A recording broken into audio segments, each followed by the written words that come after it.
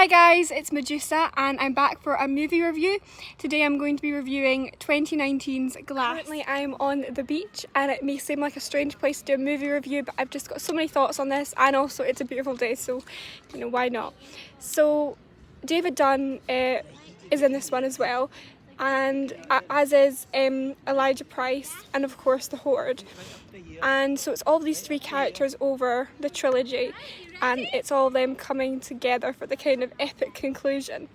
So yeah, this review will contain spoilers because this isn't really going to be a review, it's more going to be just my thoughts on it and what I loved and what I didn't like as much, and just kind of like that. And if you enjoy this, please leave a like, subscribe or comment. I am sweating like all my foundation off, so no judgment. Anyway, I had watched Unbreakable fairly recently. I'd kind of seen clips of it from my mum watching it when I was younger, but I hadn't seen the whole thing. And because it was on Disney Plus, I thought I'll give it a go. And I did remember quite a bit of it.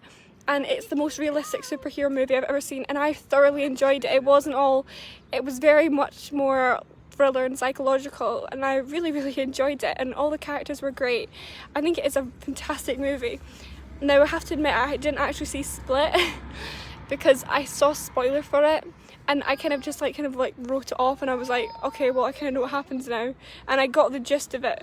So that may I probably should have watched it, but I just seen all the spoilers for it, so I kind of felt like, oh, what's the point? I was fully invested in the characters of Mr. Glass and the Overseer, I guess, and the kind of the Horde. The addition was kind of just to me I don't know, Mr. Freeze and Poison Ivy. There's another villain. I didn't really feel like one way or the other. I was kind of cool, there's another bad guy for him to fight. I love the pretense of this movie. I also love they got the original actor for Joseph Dunn. He was fantastic, and one of my favourite parts of this movie was the relationship between David and Joseph. I feel like that should have been explored a bit more. Not explored, but just I wish they'd had a scene at the end, but I'll get to that later. But yeah, I feel like every time they were on screen I was like, yeah, come on hero. It was like Batman and Robin, it was great. I also liked the little bits when David kind of remembered his wife, with his his little wedding ring on this thing when he goes and gets his stuff from the locker when he's trying to go and fight the bad guys.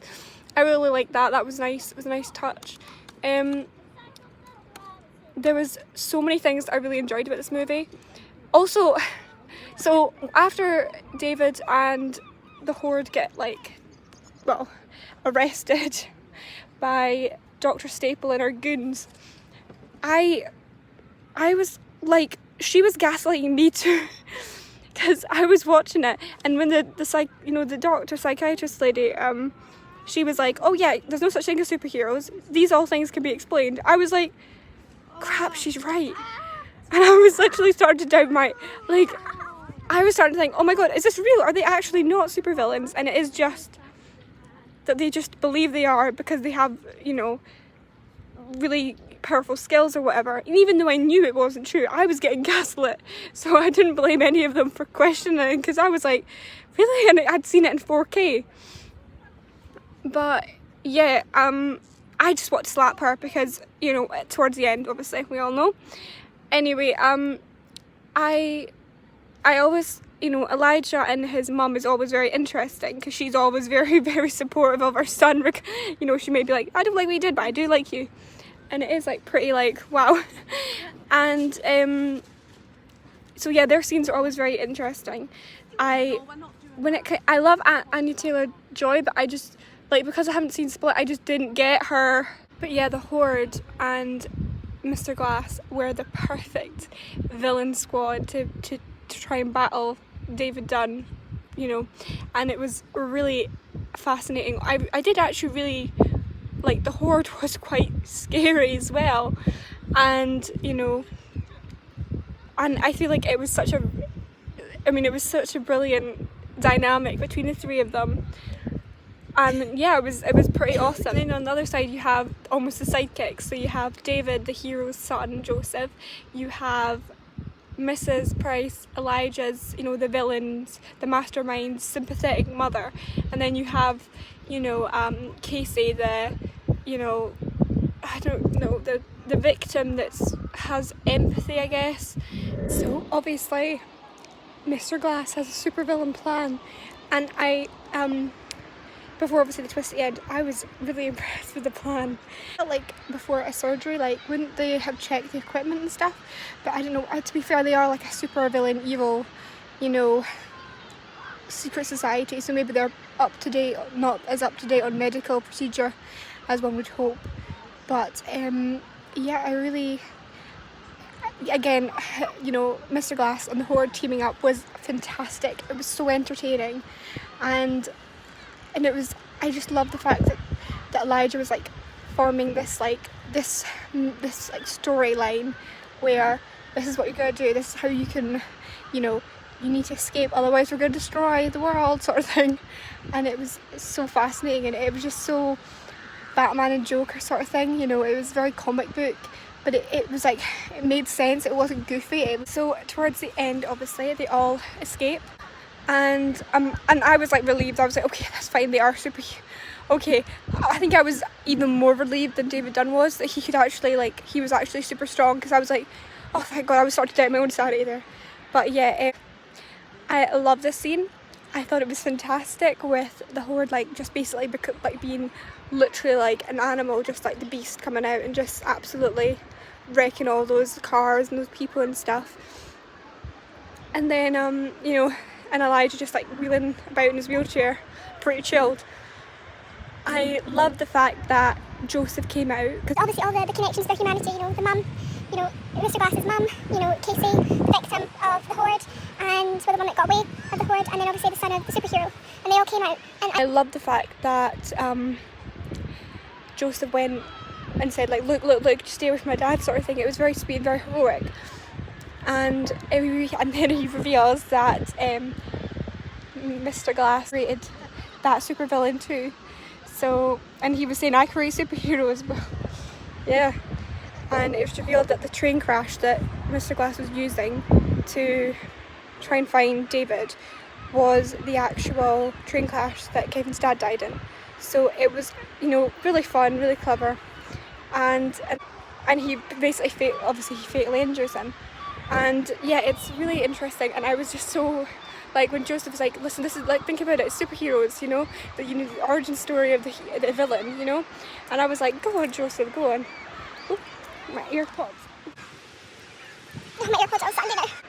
So then obviously the ending, you have the big fight, and it's, you know, not dissimilar. It's like, it was a different type of fight to the one in the beginning with the Horde versus, well, the Beast. I keep on calling the Horde the Beast versus David Dunn, because this one it felt a little bit more scary, because I felt, you know, because it was near the end of the movie and you're like, oh my God, I don't know what's going to happen. Whereas in the first fight I was like, yeah, okay, whatever's going to happen, I've seen the trailer, I know he's going to be okay. But it was such a shock.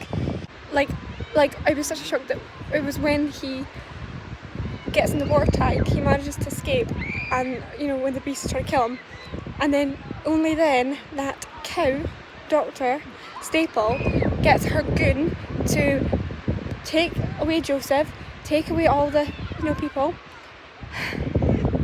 and kill David Dunn. That raged me. And the worst part was the last thing that he, like, she was like, look, see, I'm super villain, you'll feel my arm. So like, I just don't get that, because listen, it was realistic, and you know, and as realistic as movies with superheroes can be, in the fact that there wasn't always a perfect conclusion of people getting their just desserts or people getting closure or finality on things. But I just feel like it's been 20 years, you know what I mean? I just really wanted to see, even if he was going to die, just one last scene with him and Joseph. Like, that would have been so much more impactful, I think.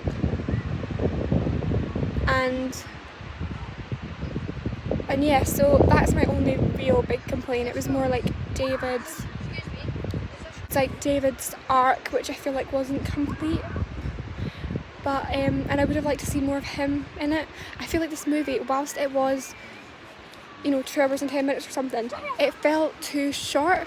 It felt like there needed to be more in it, even though there wasn't. I don't think there was enough to have a split movie, not a split movie, like a double, like a part 1, part 2.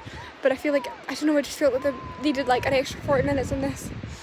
But I really did love this movie, and I just wish that, you know, they hadn't killed off David. And obviously I did. The thing is, with the worst part, right, I absolutely hate Dr. Staple and all her goons, right? I don't care what they're doing for the society. But I just felt like, I just felt like, why am I rooting for Dr. Glass, the supervillain terrorist, to enact his evil plan? And it's like, I'm rooting for him now, and it's like, what? So that he can expose these people. So I'm like, I just feel like, even if, like, I would just like maybe a little bit more just towards the end. But I thoroughly enjoyed this movie. I absolutely love, you know, Unbreakable, and obviously Glass is still fantastic, and obviously I've not seen Split, but I'm sure it's good. Loved all the characters. But yeah, thank you so much for watching. Please leave a like and subscribe if you enjoyed it, and I'm going to go enjoy the beach. Bye.